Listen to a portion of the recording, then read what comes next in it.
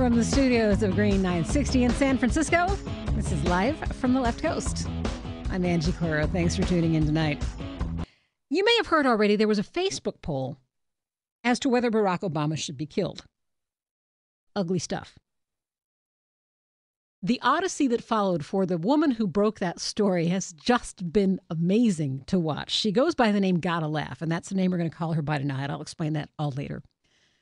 She breaks the story. She turns them into the Secret Service. The mainstream news picks it up. Not a bit of credit to her. Just, oh, look at this fabulous story, as though they had just found it themselves. She didn't get any credit for that. And then, of course, the news machine, as it often does, turned back and ate its own tail and said, oh, there's just way too much coverage of this story. So guess who got blamed? And being called Buttercup while she was blamed at the same time. Can we say sexism? We're talking to her, to Gotta Laugh, or Laffy as we affectionately know her, from 6:30 to 7 o'clock. Welcome back to Live from the Left Coast. I'm Angie Claro. I'm going to give you this story in a little thumbnail sketch because we have so little time with my next guest that I don't want to bog down too much in the details. So here is a rough timeline. Some irresponsible moron puts up a poll online, a Facebook poll, whether Barack Obama should be killed. A prominent blogger, at least prominent in left-wing circles, that's us, finds this, takes a screenshot, makes it public, and calls the Secret Service and says, hey, you need to take a look at this. Secret Service calls back and said, wow, thanks. We do not have the wherewithal to see everything happening, everything all over the internet. So, wow, thank you. We are all over it. Mainstream media picks up the service. The respected tradition in media is if somebody else breaks a story, no matter how big you are, no matter how prominent or not they are, you give them some credit, as first reported by blah, blah, blah. There's a Kill the President poll on Facebook. But no, major news entities took the story, ran with it. No credit to the original blogger at all. Well, as is usual, media will eat itself. So it got so much coverage that people started saying, man, this thing's gotten so much coverage. Lighten up. It's a Facebook poll and it's already pulled down. And wow, this is just too much coverage. Ironically, then some people started blogging that the person who broke the story in the first place, who didn't get any credit for it, is probably the person who should be blamed because now it's got too much coverage. She goes by the name Gotta Laugh because she is behind the blog, The Political Carnival. And unfortunately, as a reflection of today's world, she has stalkers. So we are not going to mention her name, and we're not going to say where she is from. I'm staking my journalistic reputation that she is who she says she is, and if she's not, she can adopt me for the rest of her life because I'll never make another dime in broadcasting again. Laffy, welcome to the show. Just call me Buttercup. I'm not who I say I am. I'm really Buttercup.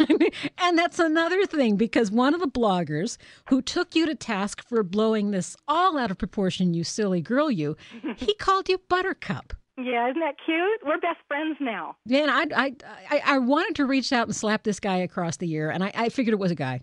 You know, I sorry. think it had to be. His name was Ken. Maybe that's not his real name. Maybe he's Daffodil. And we can make him a Kenette if he keeps it up. Maybe he's a Ken doll. Well, now tell me, but I for one take it very seriously. Whether anyone considers it the biggest story of the day or of the week, it is relevant that a human being saw fit to put up a story or put up a poll about whether the president should be killed. I think that merits some attention. You think? When I saw it, I grabbed the shot because I figured, well, if somebody pulls the poll down, nobody's going to believe me.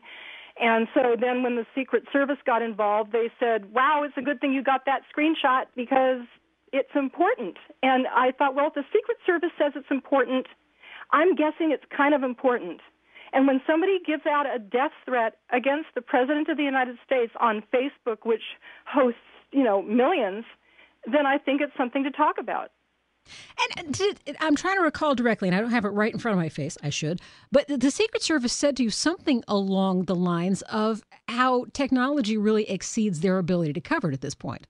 Yeah, I was really surprised. They actually called me back to thank me. I mean, that was in itself was newsworthy. So there you go. Thank you, Secret Service, for thanking me. And they said to me, it's a good thing you did that. We can't, first of all, they can't access Facebook from government computers. So they wouldn't have seen this even if they wanted to.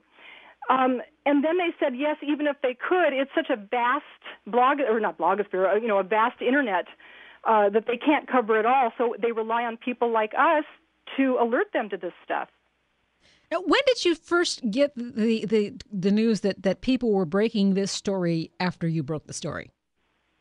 Oh, God, I can't remember if it was, I think it had to be the next day. It's kind of blurring. This has never happened. Oh, by the way, Washington Post and NPR did credit me. Good for them. Yeah, yay them. And CNN did. In fact, I got a call from them today saying, hey, we're crediting you. So I credit them for crediting me. But in terms of how fast it went around, I just remember people tweeting me saying, hey, it's here, hey, it's there. So I honestly don't remember. It was probably that morning, yesterday morning. I reported it the night before. Okay. And I guess it's not a major tragedy that you weren't credited. It's definitely it's an omission of a basic courtesy. But you had some interesting reaction from within the blogosphere too. Talk about that a little bit. Well, they were saying I was out for myself, that I wanted my 15 minutes of glory. And if they knew that I was trying to hide my identity, they probably wouldn't have said that. I have a little quote, if you'd like to see, hear a comment that I actually got on one of the posts I did. Yeah. I'll read you two of them. You were not slammed by wingers. You were slammed by libertarians because you're a left-wing nutjob who wants to restrict free speech. The so-called wingers do not have the wherewithal to navigate to your, and I'm giving a euphemism here, crappy little leftist insanity rant. Mm-hmm. Then the next one said, what's really disgusting is how proud Lappy is about putting the secret police onto something she disagrees with. Fight the power, support the should Obama be killed poll. Oh, come on. These are the people that are complaining about me. These are the people that are saying, I want 15 minutes of fame. However, I have a feeling that if it was a New York Times reporter who came out with the story first, they wouldn't be saying that person wanted 15 minutes of fame. Yeah, it goes to the big question that we've been fighting over. I don't know if you know, out here in California, there were actually some state laws that came into question about how much reporters are protected if they're reporting merely on a blog, or if they're merely online journalists as opposed to quote unquote real journalists. Yep. But this actually is another facet of that same story. What respect is owed to you as a person who did the job and got the story out?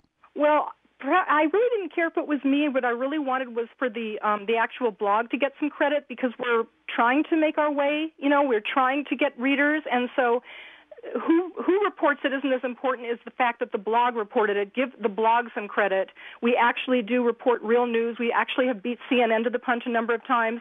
Josh Lebs from CNN admitted that to me today. Asked me to call him when I have stories, so that was very sweet of him. So blogs, break news constantly, often are a day or two ahead of a lot of the networks. Certainly the corporate media has a different take on things than we do, so we report things that they don't report.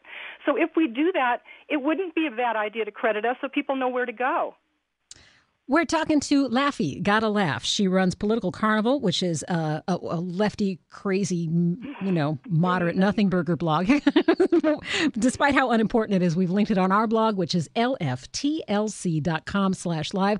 Lots of questions and comments coming in there. We're going to get to those after the break. And in fact, I'm glad that Kay in Maine brought this up. Kay wants to hear about the Kathy Friendling case, which was also broken by Gotta Laugh. And that's got an interesting comment on that as well.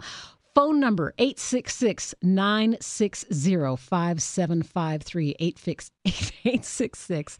She's making me laugh. 866-960-5753. Where we take your calls on the Facebook poll, the reaction it elicited, the legitimacy of the story, the lack of attribution, whether there's some inherent sexism over and beyond someone calling her Buttercup ever so respectfully. You are listening to Live from the Left Coast. I'm Angie Coiro.